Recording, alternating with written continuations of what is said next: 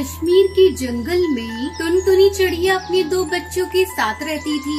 कई महीने पहले उसके पति कालू कौवे की मौत एक बीमारी के कारण हो चुकी थी। कालू कौवा गुब्बारे बेचा करता था। जंगल में बारिश का मौसम शुरू हो चुका था। हे भगवान, 2 दिनों से मूसलाधार बारिश हो रही है जंगल में। घर का सारा राशन भी खत्म हो गया। मेरे बच्चे भूखे हैं। अगर आज भी अपने बच्चों को भोजन नहीं दे पाई तो मेरे बच्चे भूख से तड़प तड़प कर मर जाएंगे। चाहे कुछ भी हो जाए, मुझे कहीं न कहीं से भोजन का जुगाड़ तो करना ही होगा। टुनटुनी हरिया तोता के घर भोजन मांगने के लिए जाती है। तब तक आप लोग कमेंट पे बताएं 49 - 9 कितने होते हैं। हरिया भैया, ओ हरिया भैया, दरवाजा खोलो। मेरे बच्चे भूखे हैं। बारिश में भोजन लाने भी नहीं जा पाई। थोड़ा बहुत मेरे बच्चों के लिए दे दीजिए। मैं तुम्हें भोजन कहाँ से दूं टुनटुनी? मैं भी तो बारिश की वजह से ही 2 दिनों से घर पर बैठा हूँ। घर में पड़े पड़े मेरे सारे मिट्टी के बर्तन खराब हो रहे हैं। अगर तुम्हें भोजन चाहिए तो मेरे इन बर्तनों को बेच दो और फिर मैं जो पैसे दूंगा और उससे तुम अपने बच्चों के लिए भोजन खरीद लेना। लेकिन हरिया भैया, चारों तरफ पानी भरा हुआ है। मैं बर्तनों को बेचने कैसे जाऊंगी? तुम अपने घर जाओ। अगर तुम मिट्टी के बर्तन बेचने नहीं जाओगी तो वैसे भी तुम्हारे बच्चे भूख से तड़प तड़प कर मर जाएंगे। मेरी मानो तो बारिश की चिंता मत करो, अपने बच्चों की चिंता करो और इन मिट्टी के बर्तनों को बेचने चली जाओ। बारिश का मौसम है, मिट्टी के बर्तन हाथों हाथ बिक जाएंगे। ठीक है हरिया भैया, आप कहते हैं तो मैं बर्तन बेचने चली जाती हूँ। टुनटुनी मिट्टी के बर्तन लेकर बारिश में बेचने के लिए निकल जाती है।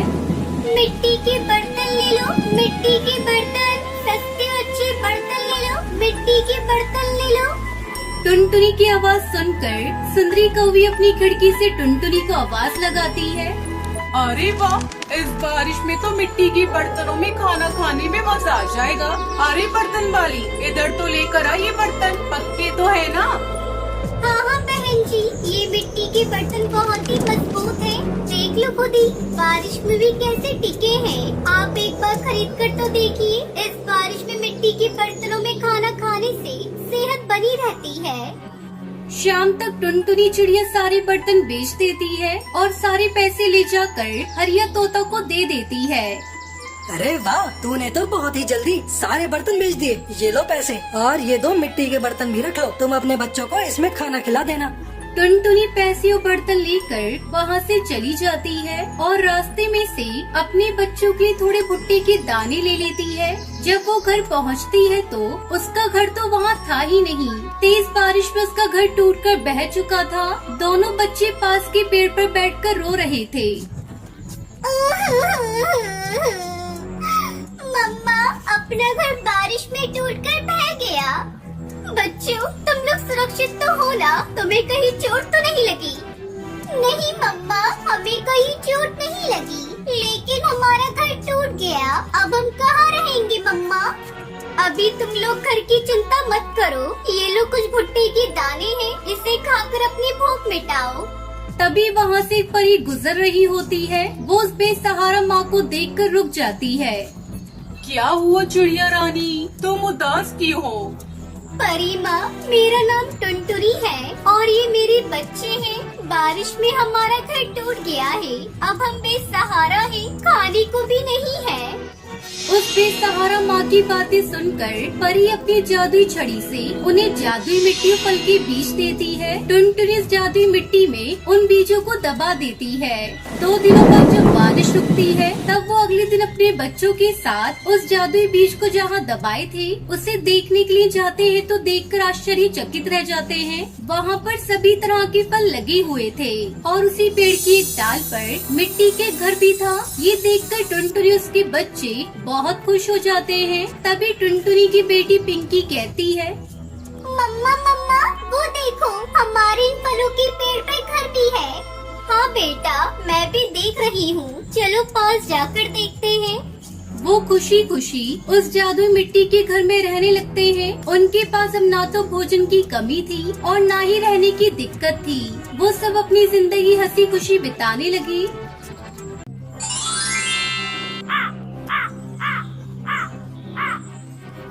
किसी जंगल में टुनटुनी चिड़िया अपने मम्मी पापा के साथ रहा करती थी। उसे गाना गाना बहुत ही पसंद था, इसलिए वो अपनी पढ़ाई के बाद जो समय मिलता उसमें गाना सीखा करती थी।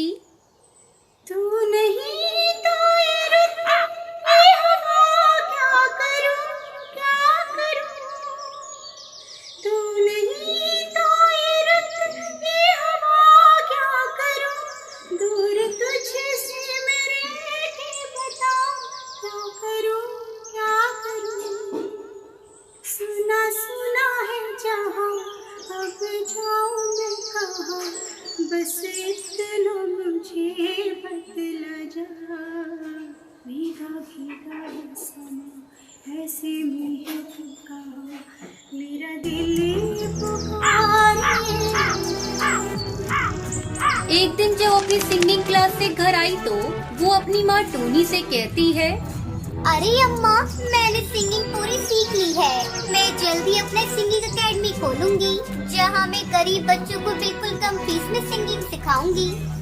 टुनटुनी, अब ये सिंगिंग बिंगिंग बहुत हो गया। तुझे सिंगिंग बहुत पसंद थी ना, इसलिए मैंने तुझे आज तक सिंगिंग सीखने से मना नहीं किया। लेकिन अब तू बड़ी हो गई है, कुछ ही दिनों बाद तेरी शादी हो जाएगी, फिर तू अपने ससुराल में जाकर सिंगिंग एकेडमी खोलते रहना। तब तक आप लोग कमेंट पे बताएं 76 - 67 कितने होते हैं। नहीं माँ, मैं अभी शादी नहीं करूँगी, मुझे शादी नहीं करनी। खबरदार, जो तूने इस विषय पे एक बात और बोली तो मैंने तेरी शादी के लिए तेरी मासी से कहा है, कोई अच्छा रिश्ता मिलते ही मैं तुम्हारी शादी कर दूंगी। टुनटुनी चुपचाप अपनी माँ की बातों को सुनती रही और कुछ न बोली। जल्दी उसका रिश्ता कालू कौवे से हो जाता है। कालू की शहर में बहुत अच्छी नौकरी थी। एक दिन टुनटुनी अपनी सास के साथ बैठी थी, तभी उसकी सास कहती है, अरे बहू, मैंने सुना है तू शादी के पहले सिंगिंग भी सीखा करती थी। हाँ माँ जी, मैंने सिंगिंग सीखी तो है, क्योंकि मुझे गाना गाना बहुत अच्छा लगता है। मैं सोच रही थी अपना सिंगिंग एकेडमी खोलूं और अपनी सुनर को आगे बढ़ाऊं। आपका इतना बड़ा घर है, अगर आपकी आज्ञा हो तो मैं अपना सिंगिंग स्कूल खोल लूं।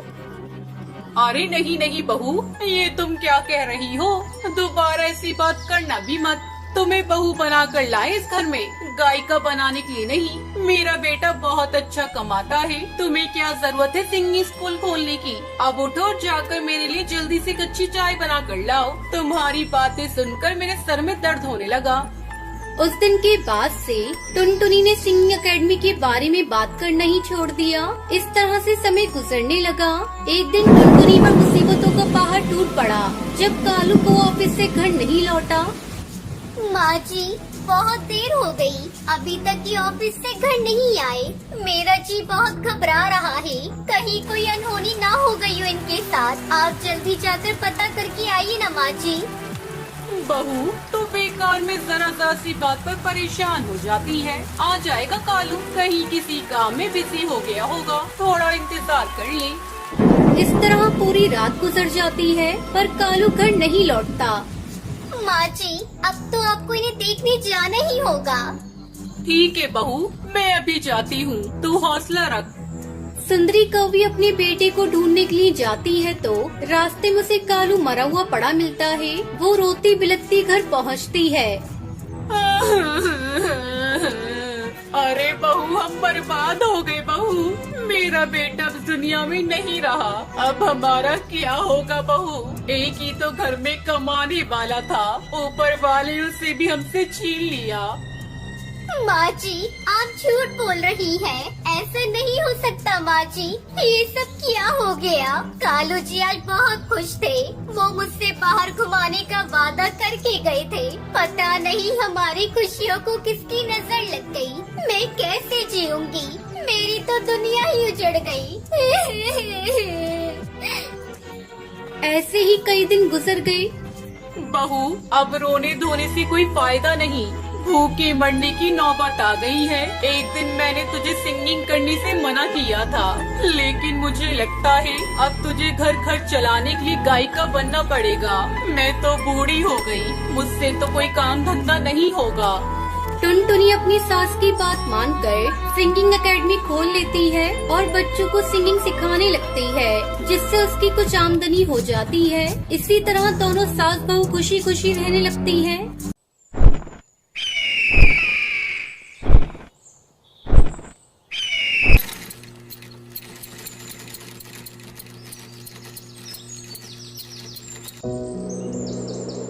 हिमाचल के जंगल में कालू कौवा अपनी पत्नी टूनी चिड़िया के साथ रहता था। उसकी बेटी का नाम टुनटुनी था। कालू कौवा एक दर्जी था। जंगल के सभी पक्षी अपने कपड़े कालू से ही सिलवाया करते थे। एक दिन टुनटुनी अपनी सहेली रानी चिड़िया और हरी तोती के साथ खेल रही थी। तभी रानी चिड़िया कहती है, अरे टुनटुनी, तुमने सुना? सेठ जी के बेटे का कल जन्मदिन है। उन्होंने जंगल के सभी पक्षियों को बुलाया है। मैं अपनी मम्मी पापा के साथ जाऊंगी, तू भी जाएगी, बहुत मजा आएगा। अरे ये क्या जाएगी? ये तो गरीब है, इसके पास सुंदर ड्रेस भी नहीं है जिसे पहनकर ये सेठ जी के घर जाएगी। तुझे पता है मेरे पापा मेरे लिए एक नई ड्रेस लेकर आए हैं, मैं उसे ही पहनकर सेठ जी के घर जाऊंगी। अरे हरी तोती, तू ऐसे मत बोल, टुनटुनी को बुरा लगेगा। तब तक आप लोग कमेंट में बताएं 79 into 5 कितने होते हैं। बुरा लगता है तो लगे, मैंने कुछ गलत नहीं कहा। ये गरीब है, इसके पास ढंग के कपड़े भी नहीं है। अच्छा अब मैं चलती हूँ। मेरे माँ बाप गरीब है तो इसमें मेरी क्या गलती है? आज से पहले तोती बहन ने कभी मुझसे इस तरह बात नहीं की। पता नहीं आज उसे क्या हो गया। मेरे मम्मी पापा गरीब है तो क्या हुआ, वो मुझसे बहुत प्यार करते हैं। जाने दे टुनटुनी, हरी तोती तो पागल है, उसके मुंह में जो आता है वो बोल देती है। अब तू अपने घर जा, मैं भी अपने घर जाती हूँ, बहुत देर हो गई है खेलते खेलते। टुनटुनी अपने घर जाती है और अपनी माँ टूनी से कहती है, मम्मी, कल सेठ जी की बेटी का जन्मदिन है, हम लोग उपहार में क्या लेकर जाएंगे? क्या बताऊँ बेटा, हमारे पास तो इतने पैसे भी नहीं है कि मैं एक अच्छा सा उपहार खरीद सकूँ। कोई बात नहीं माँ, ये रेशमी कपड़े यहाँ पड़े हुए हैं। मैं सेठ जी की बेटी के लिए इनसे एक सुंदर सा ड्रेस सिल देती हूँ। हाँ टुनटुनी बेटा, ये ठीक रहेगा। तुम अभी से ही ड्रेस सिलना शुरू कर दो, रात भर में ड्रेस सिलकर तैयार हो जाएगा।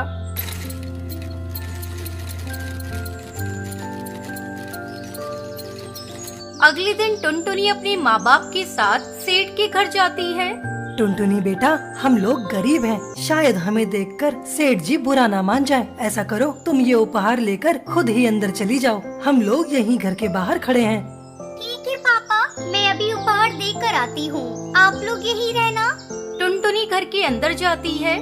अरे बाप रे, यहाँ तो बहुत सारे पक्षी हैं। मैं यहीं दरवाजे के पास खड़ी हो जाती हूँ। जब सेठ जी की बेटी इधर से गुजरेंगे तो मैं उन्हें उपहार दे दूंगी। टुनटुनी को खड़ी खड़ी बहुत देर हो जाती है। अचानक एक पक्षी उसे पकड़कर सेठ के पास ले जाता है। सेठ जी, ये चोर है, चोरी करके भाग रही थी। नहीं नहीं सेठ जी, मैंने कोई चोरी नहीं की। मैं कालू दर्जी की बेटी हूँ। दरवाजे पे खड़ी होकर आपकी बेटी के आने का इंतजार कर रही थी, तभी इन्होंने मुझे पकड़ लिया। मैंने कोई चोरी नहीं की है। तो ये तुम्हारे हाथ में क्या है? सेठ जी, ये मैं आपकी बेटे को उपहार में देने के लिए अपने हाथों से सील कर ड्रेस लेकर आई थी। टुनटुनी सेठ को वो ड्रेस देती है। वाह, ये ड्रेस तो बहुत सुंदर है, मैं तुम्हारे माता पिता से मिलना चाहता हूँ। टुनटुनी चिड़िया माता पिता को बुलाकर सेठ के पास लाती है। कालू दर्जी, मुझे तुम्हारी बेटी की ये सिली हुई ड्रेस बहुत पसंद आई है। आज से हमारे घर के सारे कपड़े तुम्हारी बेटी ही सिला करेगी। मैं तुम्हें सिलाई के अच्छे पैसे दूंगा। इस तरह उनके परिवार को सिलाई के अच्छे पैसे मिलते हैं और उनकी गरीबी दूर हो जाती है और टुनटुनी अपने माँ बाप के साथ खुशी खुशी रहने लगती है।